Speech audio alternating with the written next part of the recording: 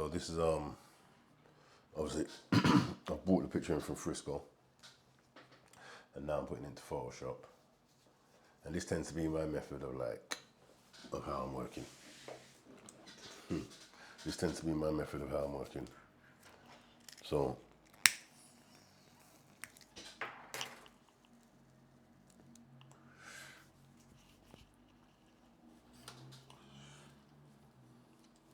first and foremost, I've got to have to restructure these lines. And to be fair, you know, I found myself doing on the last tutorial. Obviously, I'm taking you lot through like what I'm doing and what I'm not doing as far as the artwork's concerned. But really, the main purpose of this whole thing really is to talk about this comic. So I think this one I'm gonna do a bit more talking about the actual book. So imagine, I'll read you the premise. Where have I got the synopsis anyway?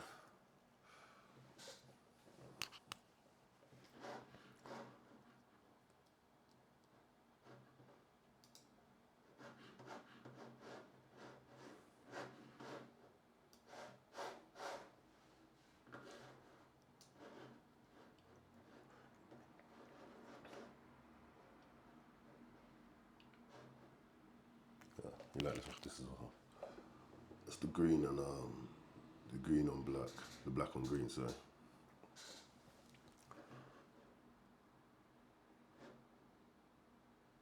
If you don't know, I make all these watches. What am I looking for?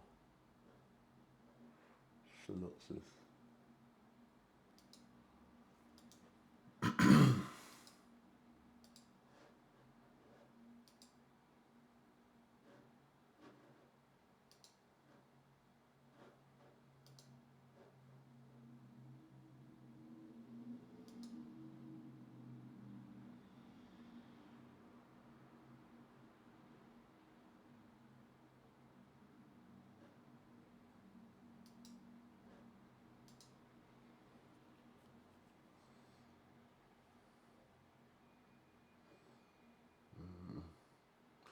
I get lost in my files sometimes, I'm gonna lie.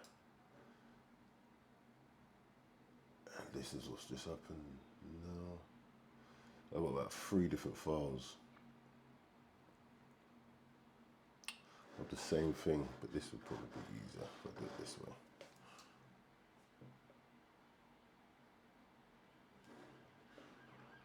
And open bridge.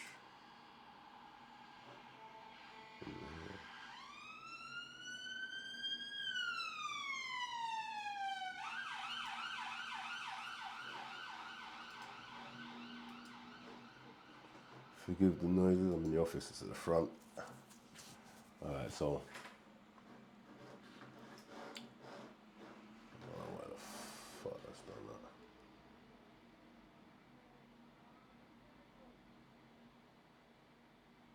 So these pages just put themselves anywhere. Anyway, cool. So, I had to bring it up so I can remember. Obviously, I wrote it, but I wrote in a certain fashion. So, Oliver Twist, 2150, The Rage in Nancy.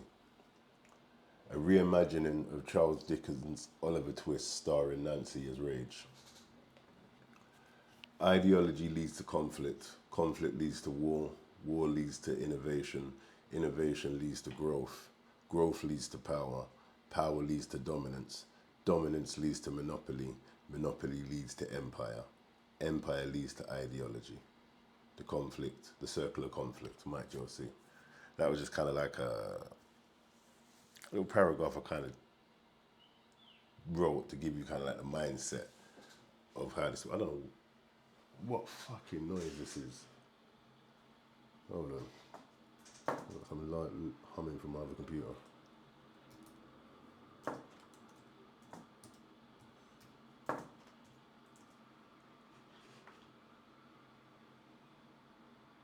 Computer's loud, man.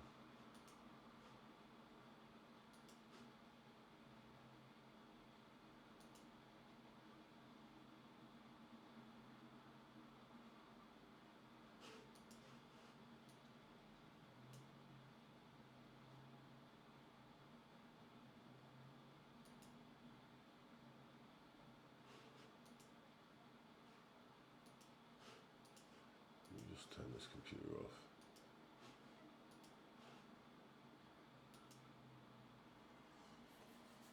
That noise is loud. So I'm going to wait for that to finish, this fan to go off, and then I'll read you that stuff. So we're going to go through this and look for a little bit. I'll just let you know what I use. So this is one of the gadgets I use called a looper deck. Okay, let's finish now. So, in the year 2150, Britain emerges as the global technological powerhouse after defeating the AI uprising led by the deep learning AI defense system turned sentient AI liberator, Archimedes, and triumphing in the human. Let me start that again.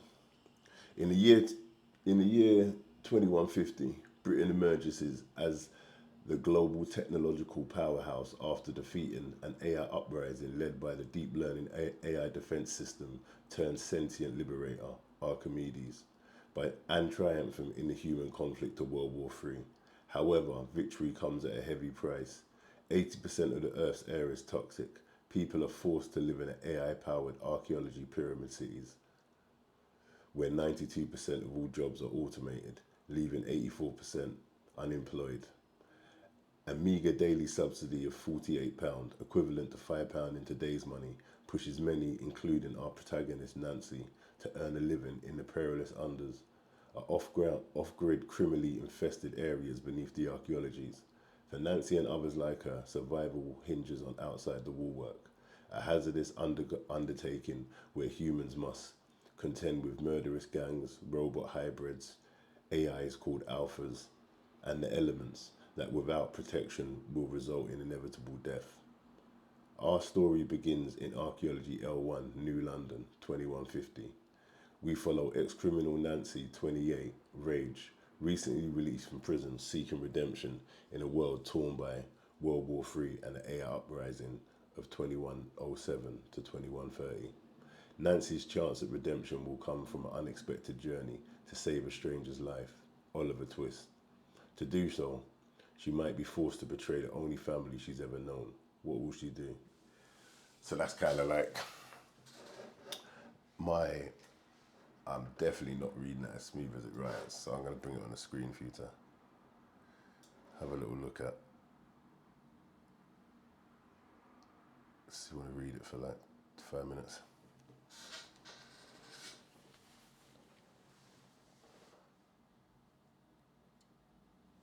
But yeah, so that's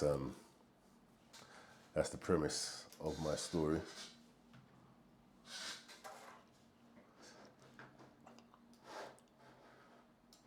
So I'm kind of just, be doing some artwork with people just to kind of, to be honest, I got no idea what the fuck I'm doing. I know I wrote a good story, and I know I've got good artwork.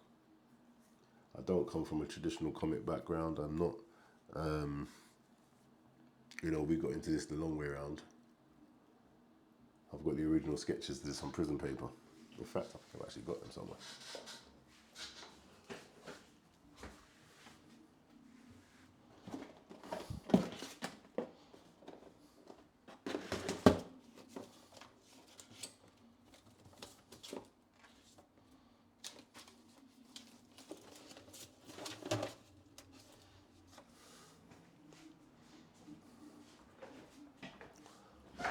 Somewhere. Anyway, let me get into this. So, you see what we did yesterday?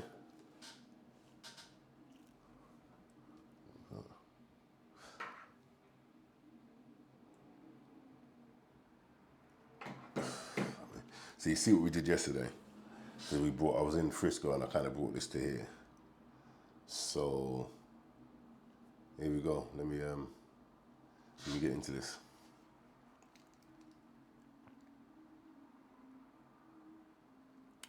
So first of all, once I go, it's a vector. I'm going to bring it all together first. So all the lines that I got, bring them into one layer. That's the original pencil. And then what I kind of like to do is I'll bring it to one folder together. So that way, you bring it to kind of one folder together. So that way you're kind of looking at it as one.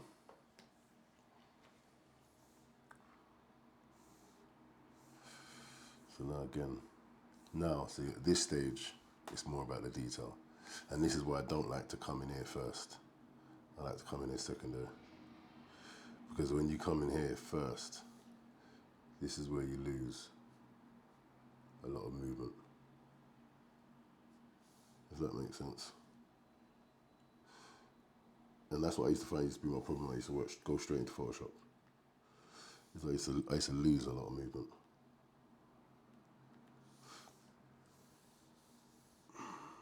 Bring this brush down.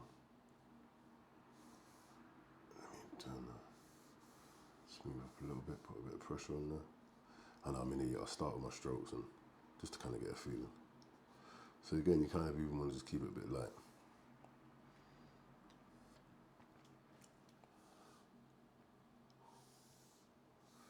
Even the first couple of strokes are a bit too heavy.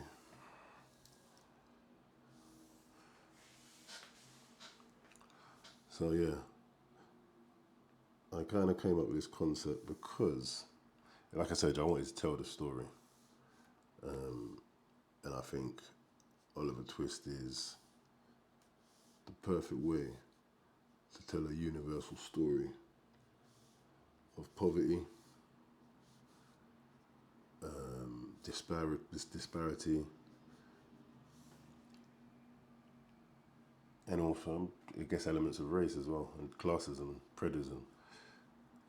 And again, like I said, it went into the public domain, and well, it's in the public domain, it's always been in the public domain, but so it was always a story we could use and something that people knew.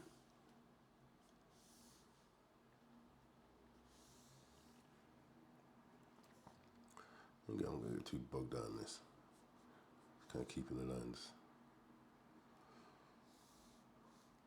But at this stage, you do want to kind of get a few definitive lines. So sometimes even stuff like this, you might even go and actually just grab a circle, which I can't bother to do, but you might actually go and grab an actual circle and distort it to get it right, which I'll probably do later on in the picture. Because I actually want to know that's a proper circle all the way through.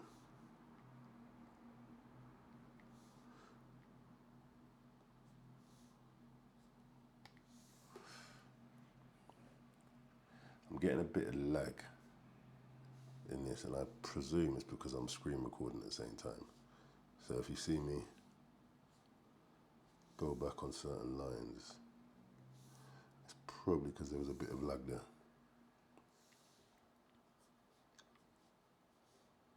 Again, I just think this way of working just works better for me. As far as process, not doing everything in one place. It feels less like work sometimes as well. I think sometimes when I used to try to like totally finish pictures from either like a pencil stage or at any given stage, like sometimes it can feel like work, more work than you want to do. So when you kind of break it down into different stages and different elements, it feels less like work. And we've been doing this piece together now, and this piece, if you was to add up all the videos, it's not actually going to come to, it won't even come to, I think at the moment about half an hour.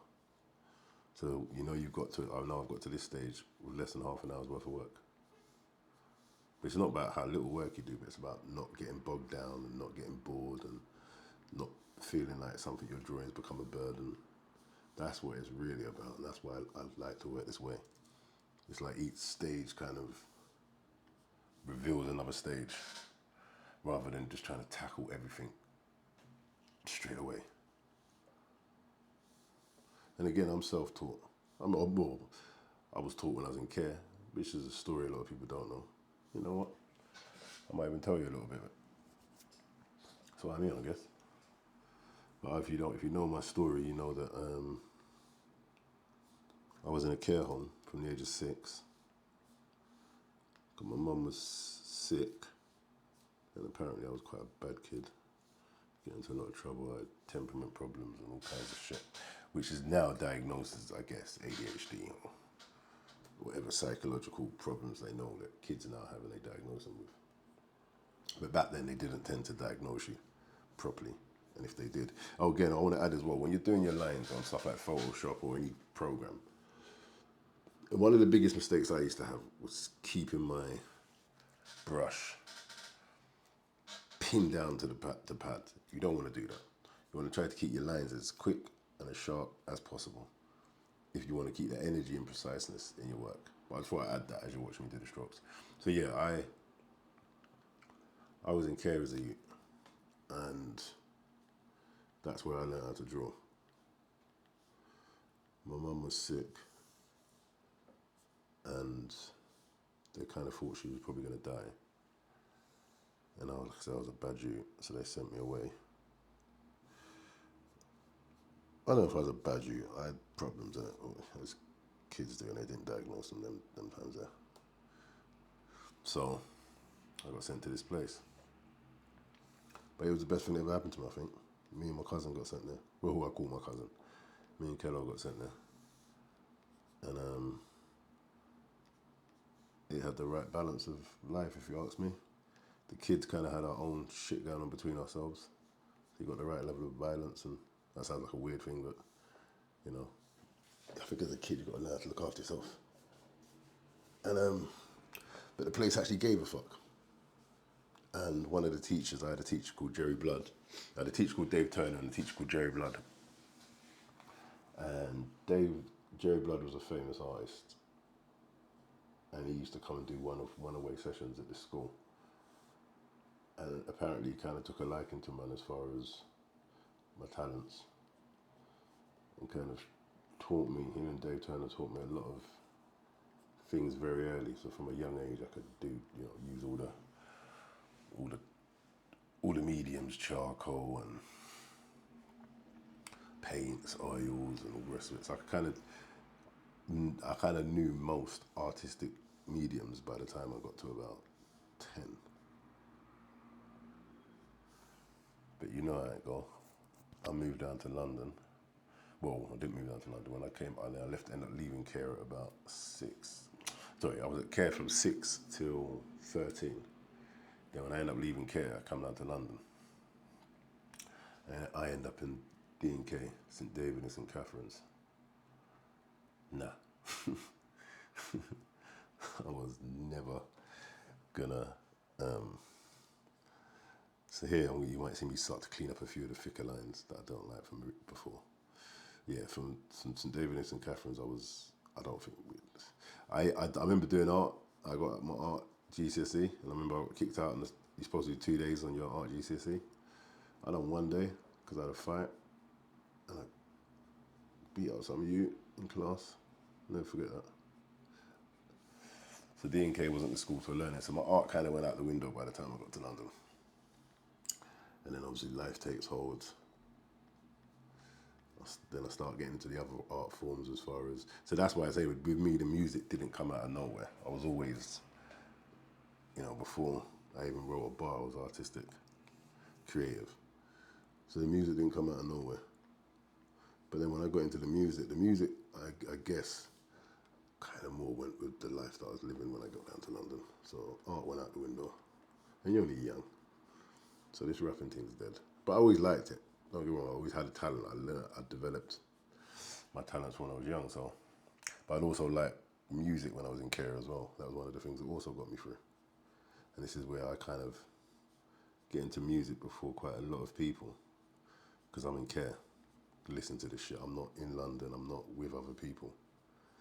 So I don't know what the Joneses are. I don't know what the trends are. And I don't know what the fashions are. I just know that I'm in care. I'm surrounded by a lot of racist white youths, and I listen to this hip hop music. And I'm like, 8, 10 years of age kind of thing, in those ages. So that's where I started rapping from. I didn't know anything about UK rap, or I started rapping from my care home. So by the time I get down to London,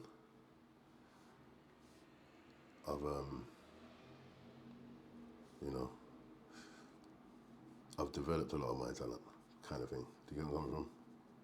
So yeah, at this stage, you're going to see me start to do a lot more block outlines, a lot of blacked outlines. So now I'm going to start to block out, light and shade. And this is what you're going to start to see at this stage. Yeah, so like I said, so I kind of, the art kind of fell to the wayside. That kind of threw me out the window.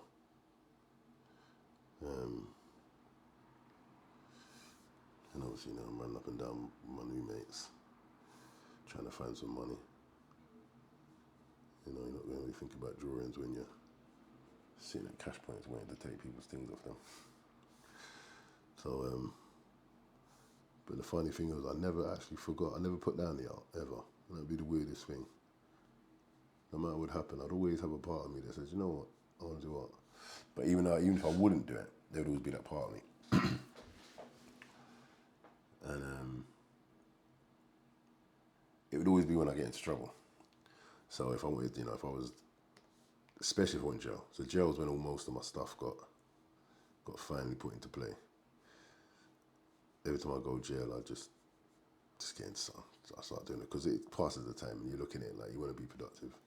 So I remember my first sentence, I started the whole concept of my Hitman comics. And what's that fucking humming? And then what would happen is I'd come out and I'd forget about it again, and I'd come out, I'd go to jail and forget about it again. So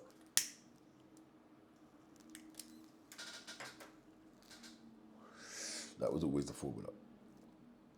But then when I had that Talisa case, I kind of said to myself, you know what?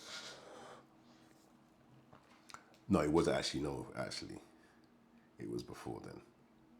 That was kind of like the last thing, but before then something happened where, so I was filming dubplate drama, and I'd already had the concept for a comic, but I was filming dubplate drama, and around about the time we caught a firearms charge where we all got arrested for a firearm in central London. And one of my youths at the time, big up my brethren, Trouble, love you forever, my dog. He basically, as far as I was concerned, it was his. And I was waiting on something to do with that situation as far as forensics to pop up. And if it did, I wasn't going to be around. That's what I knew. I ain't going to get into too much of what it was, but I just knew that if this don't go according to plan, I probably ain't coming back around. So I fucked off up to Nuts. Big up all my Nuts ones. Big up forever. Well, love my niggas forever. Big up Mike's. Funny. You know you already. So I went up to Nuts. I moved up to Nuts. I bought a yard with my brethren up there. I bought some converted mills. Beautiful yards. So we was waiting for this evidence to come back. But I started buying a bunch of equipment because in my head I'm thinking if anything goes wrong, and that's the thing about art, it's always that kind of thing where if anything ever goes wrong in life, art can kind of keep time still, if you get me. Like, no matter what happens, I can pick up a pencil and a pad and I can make a plan. Sounds like a really weird thing, but it's kind of always been that for me.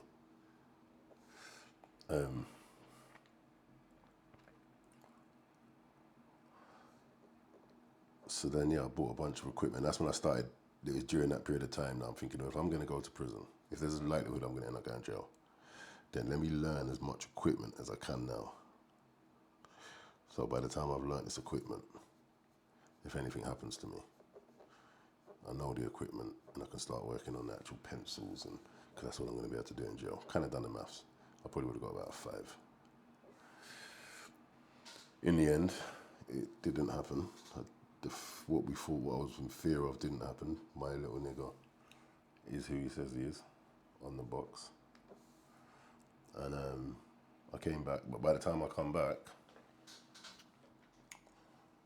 I had started my comic journey. So that's when I had the whole Hitman. So all that time I started working on that trailer. So if you ever saw the Hitman trailer, I'm doing all that while I'm waiting, while I'm planning to go on the run, basically. So that's what I wanted to learn animation, because that was another thing. I'd done that trailer because I knew that if I'm going to end up getting in prison, I'm not going to have a computer to learn animation. So let me learn some basics now. And I'd done the trailer, I was quite impressed with it. By the time I'd done that trailer, I'm in it now. I want to do this comic.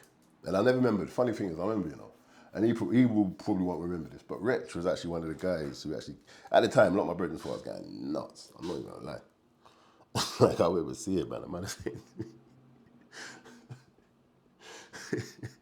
man is saying, yo, I hear Mike's drawing pictures. Man, I'm thinking I've gone nuts. And these are man that was, around, man, and they had to do what they had to do. So you've gone from being the provider of a bunch of man to sitting down in your yard drawing pictures. Man, I think you're getting mad, though. I think you're getting mad. But a lot of it a lot of it was also like life as well, though. At the time, I was finding myself a lot more. I was trying to find myself. So it goes hand in hand, and you get the realization also that if God's given you, if He's given you a talent, extinguish that talent. Don't ramp with it. Extinguish that talent. See how good you can really get at something. See if you can really go inside yourself. And the funny thing is, when I started getting back into the art, my music got better. Because I think it was also a period of time when a lot of us was trying to work it out, especially older artists. We're getting, in our 30s and all that, trying to work it out. And like, even like I used to say, I said it to my brethren the other day, when we was all on the phone. There was a time when we couldn't have been, there was no surety of what the future was going to be. New artists are coming, new cliques are getting made, new house Negroes are in place. It's all gone pear-shaped. The leeway you had over certain things, they're not the same again. To me, I knew I wanted out. And I knew in order to do that, I'm going to have to, really reach in myself creatively. That's the only way I'm going to have to separate myself from all this bullshit. Hence one of the reasons I'm so fucking rude now, I guess. But so I knew. So that's when I started doing all the spoken word, which I was going to pen it with. Me and Jamal had a plan. So when you see me rapping over the piano, we actually had a plan to do an album like that. So that's when I started doing all the spoken word, all the acoustic stuff. Because for me, that was like, well, if I'm going to be rapping, then I need to delve inside myself a little bit deeper, because I'm not here to hang around and rap to kids. Like, I need to find what I'm going to do here. Hence, like, even now, I'm going to get back to that whole spoken word album. So that's what it was. It was kind of like just wanting to reach myself creatively. So when I started getting back into the art, it started actually spiraling into the kind of music I was making and how I was looking at music. It's like you're going inside yourself a bit further to find the creativity. So and there's a lot of other things going on in life, like not getting nicked so much, temperament, not going off, just all that. Art is a beautiful sounding point to want to better yourself from. So for me, there was no, regardless of whatever's going on in my life, like even now, people want me to do more things, and you've got watches to sell, you've got this to do. The art will remain foremost, first most, every time. Not money, not popularity, the art of it, in everything I do now. And it's that way because it's the only thing it saved me. So this isn't like this mindset kept me sane. Hopefully it will keep me out of jail. But it's definitely given me my own placement within the whole circumference of whatever this is. So we stick with the art, you feel me? Okay, we'll get back to this. I told myself I wasn't going to be smoking before 5, So fuck that one up. But fuck it. Fuck it. Get some of this, let me get this wrapped up. Because to be fair, I don't even want to come back to this picture again. I'm kind of just doing this picture for this reason. But anyway, I digress. So yeah, I get We'll talk more about what this Oliver Twist thing is going to be about. So yeah, so the whole premise of the Oliver Twist thing was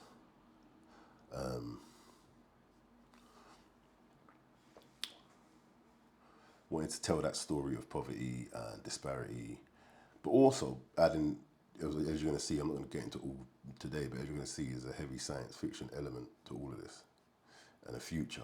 You know, everyone's talking about AI and the rest of it. I had done all this research before ChatGPT had even gone live. Some of us, you know, in the world of whatever science fiction, we knew that this was going to be the big talking points going forward. But for me, the story I wanted to tell is, what does this mean for the poor? What does this mean for the people who can't afford to live properly now? You know, when technology gets to a point, and I don't think people are looking at that aspect of it. All this technology that's coming into play, all this modernization that's about to happen. But if you live in a country that hasn't even got good Wi-Fi, then none of that modernization is even going to work for you. So the disparity that's going to happen between the poor, the rich, those that can and can't, when the more technology advances, is going to be the story that's to be told. That's the real story. And that's the story I say, okay, I want to tell that story. What this is actually going to mean and what this is actually going to look like in the future.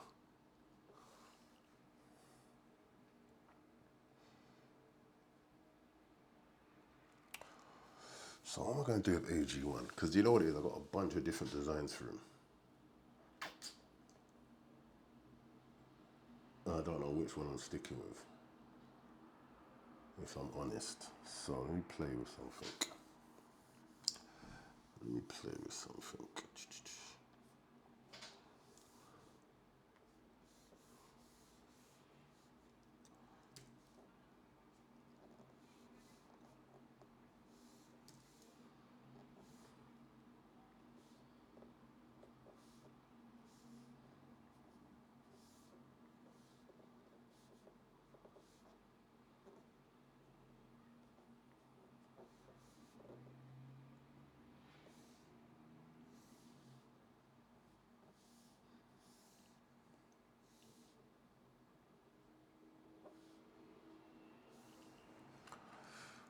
See, the ideas I've kind of got from is that he's got a screen that changes, I don't know, due to his facial expressions.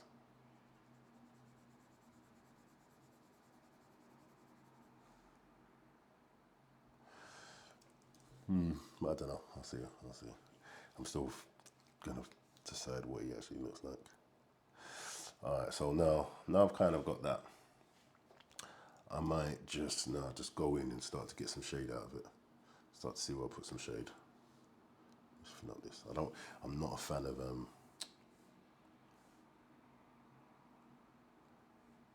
that down, bring that down. I'm not a fan of if I see thick lines and they're not tethered. I don't like lines that aren't tethered. For some reason, it just bugs me. So bring that down. So what I'm gonna do now is go in, bring the opacity, keep it with the black, bring the opacity down to about 46, bring that down to about 53, and just literally, and to all those people, I'm sorry if some people have clicked onto this as a traditional tutorial, but it's not. If you can pick up but I will be doing more traditional tutorials, but this is kind of just for like me and mine for now. A lot of my people don't really give a fuck about how I draw this shit. So I'm just kind of using this to kind of, and also if I'm honest with you, like I said to you in the last couple of videos, with all this stuff going around about AI art, one of my favorite artists, he turned around and was like, well, listen, if you want to dispel all this question of whether your art's AI or not, just record your process. Just film yourself doing some of the work. So before I get into putting the work out there, this is like a little way of just fucking off the haters early. Like, I bet might not even do that shit. I bet it's AI or some shit like that. You know what people do, especially if it looks like it's doing well. So I'm just gonna share some of my process with my people then. And then later on down the line, I'll get more into doing, quintessential tutorial, so to speak. When I kind of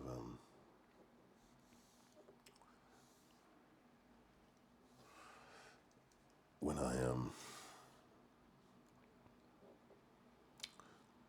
so I like to do my shade and pens. A lot of people say you should do your shade with lasso. You can. It's more efficient, but even after here, I want to see where. So it's getting a bit of lag. I want to see where the shade would go before I go over it with the lasso tool. So lasso tool is basically this, where you can do everything more precise. There you go. But I like to keep it kind of. What would my hand do first? One of the keys to drawing digitally, I think anyway, not say I'm not no fucking.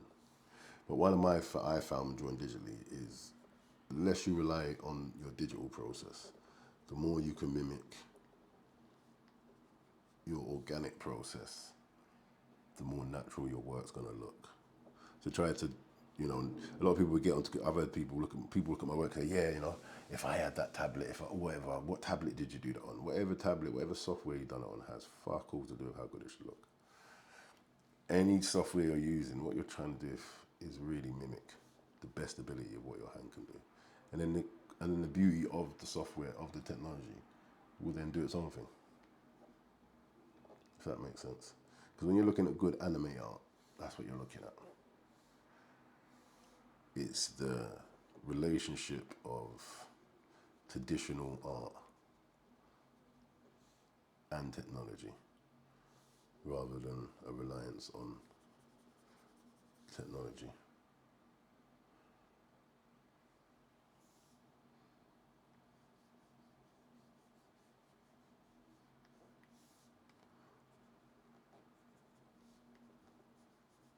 Again, I'm kind of doing so I can see more, so I can see, because even if they might be, it might be in my interest to go over it with the Lassie, but again, I want to kind of see.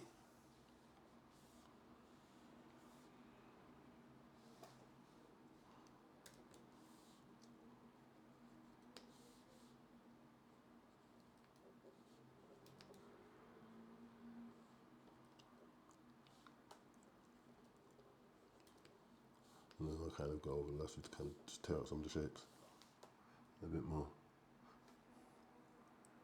Some of the shapes that I want anyway.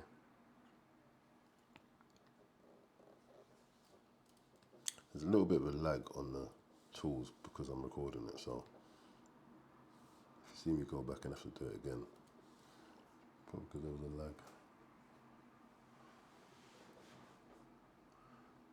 Alright, so now I'm kind of like there with it. I've got an idea of where the shades would be. And again, I might go back over that shade with the lasso later, but now I'm gonna use my tones. So this is what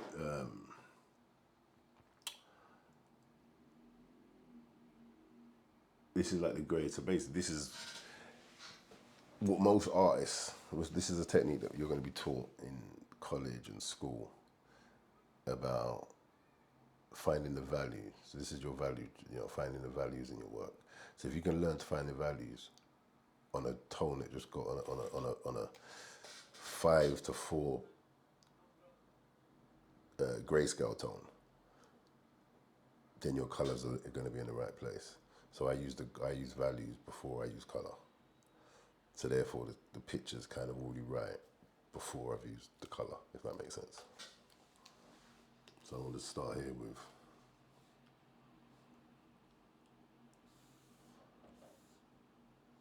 get over mid-grey.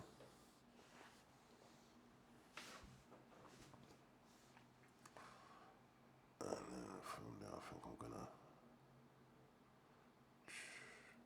So let's say I wanted her to be wearing white, then obviously I'll go lighter. But if she was wearing, the values ain't necessarily what color things are. Value is what the eye would interpret that value if it was then made black and white.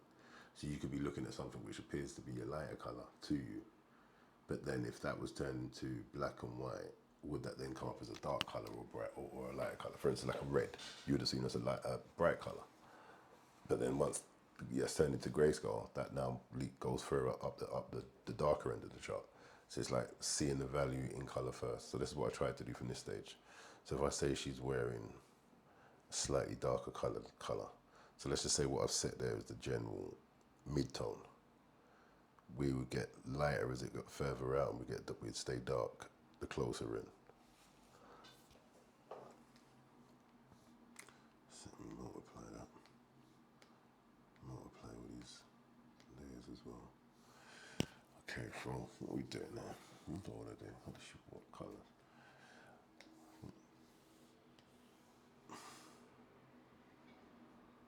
I didn't really give her a close per se, so I'm going to grab everything from there. Do you know what? No, I'm going to start this. So what we're going to do, we're going to just start by kind of grabbing most of it. And I still haven't got rid of the underneath yet, like the rough lines. For me, I want the rough lines to disappear. If you notice along this journey, you haven't seen me delete a lot. You haven't seen me rub out a lot. I like the lines to reveal themselves as we go along, which they do. So I'm never in a hurry to delete lines, but I'm more in a hurry to but I do want to know, but don't be in a hurry to delete your lines, but pay attention to your lines, if that helps. So you know what lines are good and what lines aren't good. But don't be in a hurry to delete them because, quite frankly, you need them. Because that's what you're looking at. But if you know what you're looking at and you know what lines you want to use as you're going on, then you don't need to delete as much.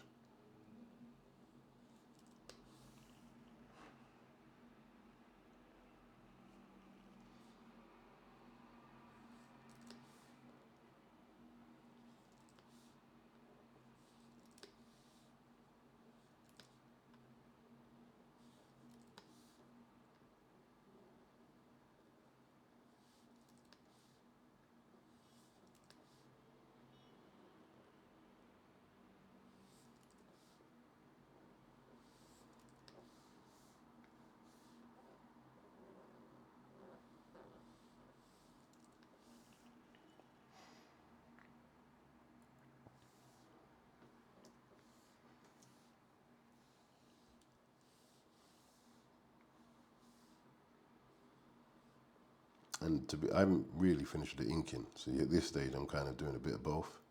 So and this is why I never used to work this way. I used to be totally different. But this is actually what's kind of changed the work, is that I don't look for a definitive ending to anything. The definitive ending should be when you feel the picture's complete. In other words, you're not trying to say this stage is pencils, this stage is inking, this stage. If you're working in a team of people, yeah, cool. If you're delegated to one specific thing, if you're doing the inks, you're doing the colours, etc. But if you're not, then the benefit of that is there's no set way that or procedure you have to follow. So which means that you don't have to go pencils, ink. You can go feeling. Each step should be a better feeling, not necessarily a completion, just a better feeling. Like that feels right, that feels right, that feels right. And that's how you take the stress off of it, rather than it being this complete thing. Because I know this, because trust me, I used to work to this. Listen, there's lines I'm looking at now that even just looking at this, that 4 years ago, I would have been like, hell no. That line's not clean, that line's not finished, that part looks scruffy, that part looks. But as you sat with me on this journey, as we get to a conclusion, if I would have had that thinking, I'd probably still be at stage one with the pencil and paper. And that's the difference between becoming an artist and not becoming an artist. Not how well you can do the work, how well can you process how you go about doing your work. Can you do that better? Because ultimately, the less time things takes, the less annoyed you are by a mistake. If I get to the conclusion I don't like this bit of work by the time I finish, it doesn't mean anything. I didn't sit there all day muggling over it. I sat here, had a conversation with you lot, finish this picture. Cool, move on. And that was a lesson I had to learn. I didn't know that lesson. I would sit, and this is what took the comic ages. This is what was taking everything fucking ages. I would sit, that's not right, it's not as good as mine, it's not as good as his, it's not as good as that. But if I want to put a comic out, I've got to be ready because, boy, look at, fuck all of that. No one cares. And in the real world of like comics and graphic novels, they don't give a fuck neither. Not the top boys. The whole point is telling your story. So once I got over that, my artwork actually got better. That's the irony. Go figure.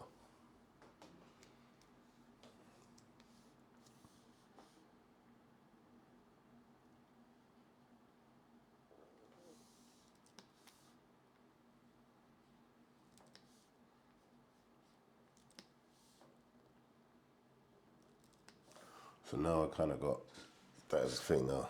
I'll go in and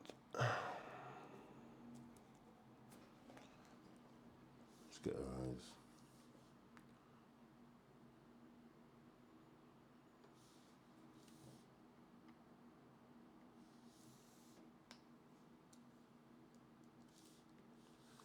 Bring this down so now I can start to just drop some of these things that you definitely know will appear to the eye as in a different tone. So things like metal, you know that's going to appear slightly differently.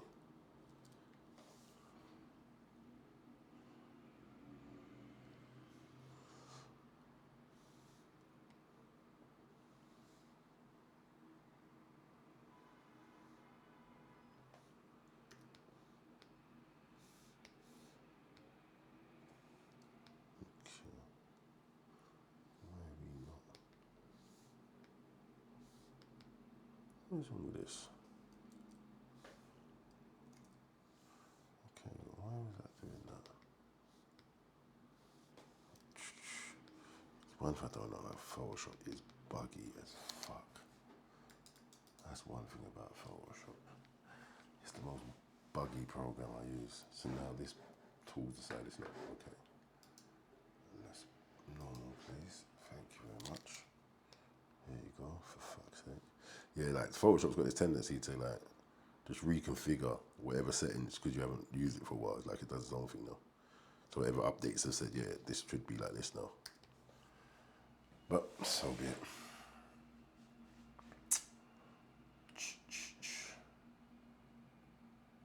So the reason I'm not going to try to look for the light with the tones, I don't do light. I'm not going to look for light with the values because we're going to deal with that in a different way. So they're the only thing I can see would be different value right now. So then I'll look at that and say, okay, where am I going to put some light? So for here, I'm probably going to stay soft. And again, I'm probably just going to go in rough. Bring that to 50. No, let's not even bring that down to 50. Let's bring this down to 50. The actual brush. It's not necessarily the way I do it all the time, but especially for how I'm kind of going everything now. So again, I just want to see where the light is.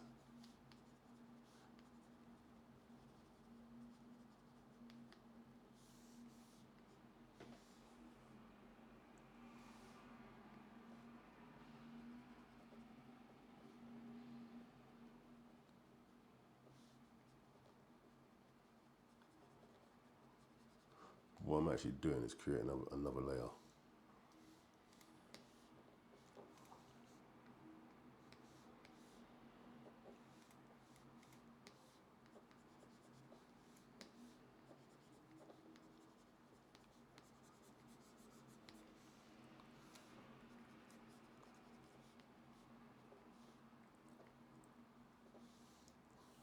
Let me see if the lasso picks it all up. Yeah. But actually, do you know what? No, I'm not going to do that. I'm not actually going to do that. I'll tell you why I'm not going to do that. I'm going to do a lassoed light, and I'll show you why after.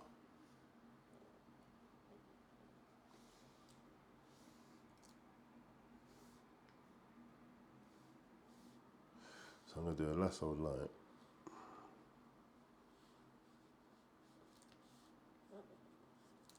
But here at this stage, I'm almost kind of making a light template.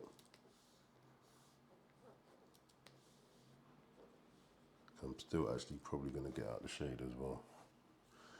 But what you're trying to do as well, you see these lines, this basic space here, this space here in between the shade and light you want variation in between this space. So you don't want it to be perfect for that reason. Yeah, in between these spaces, you want some variation. You want it to just do its own thing. And that's what gives the picture a bit of life, because if not, it looks too formatted.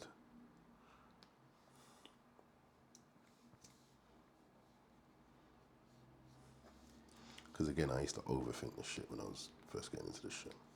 And that's actually what used to make the picture the worst.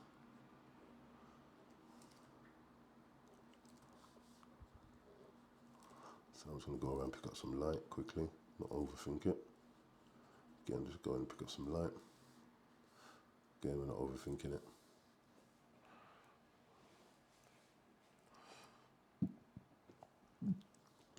Pardon me. I'm going to eat soon.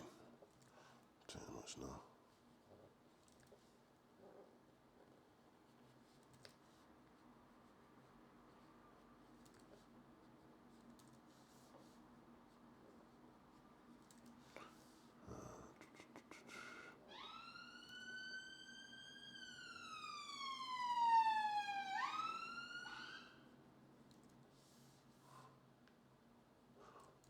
Just kind of putting light anywhere where there wasn't shade.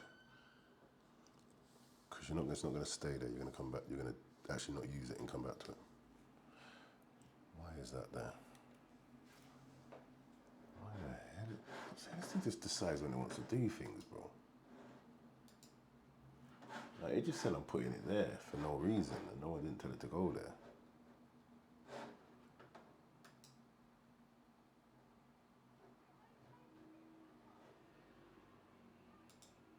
It just went over there. No one didn't ask it to go nowhere.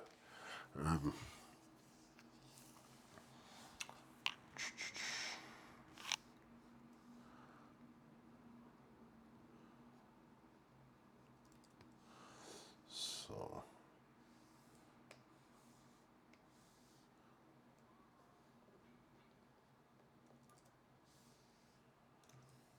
that's supposed to be on this one.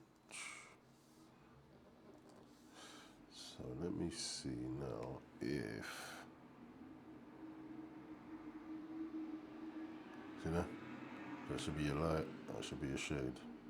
So I'm hoping is that the shade grabs everywhere. Yeah, it does. Okay, it grabs everything nicely.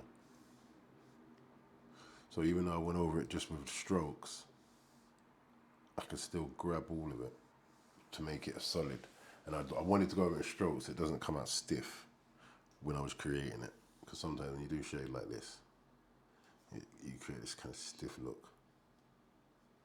And also the nice thing as well, it leaves me the option of having a more textured shade underneath if I want it. So in other words, if I then create a solid shade, I'll show you what I mean. So this is how I duplicate all the shade I got here.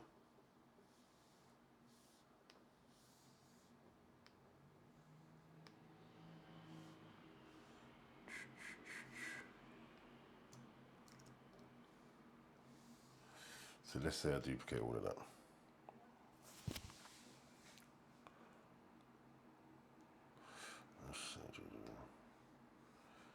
New layer, and now I can now do a nice, even, smooth shade.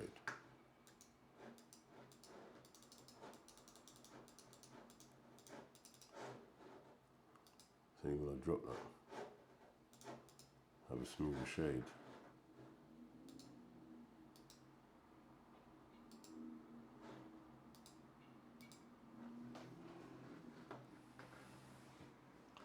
Which I can then control, bring to about there, put that through, so I can still keep the textures a little bit, keep a bit of that texture.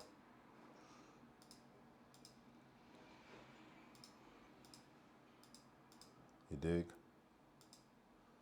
So now this color layer, drop that. Now what I tend to do with that is I can do it two which ways. If I just multiply that layer, then rather than doing all the color again, I can just go through the eraser and erase how much of it accordingly. Let me change that brush. You dig?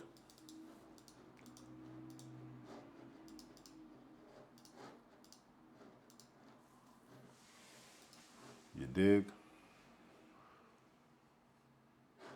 So, draw that all again. Put these in the same box.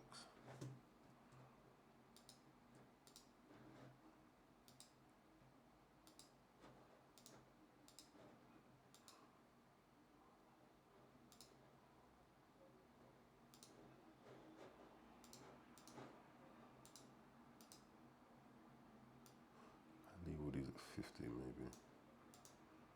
Or I could just do it this way, you know. I could bring everything up to 100. No, I won't do it that way.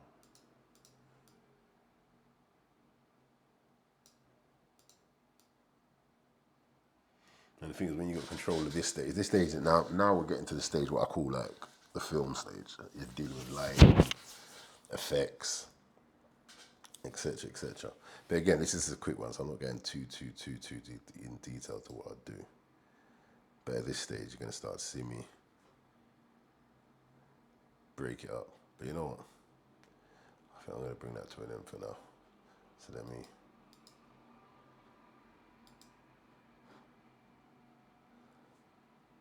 And I'll probably finish this up a little later.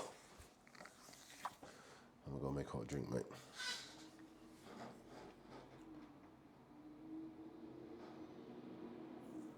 So yeah, then what we're gonna do is put a bit of background in there, put some effects light in there, solid up the ink, just solid it all up and just finish it up. So I'll probably do that with you maybe tomorrow. But yeah, that's it for now. Life is up.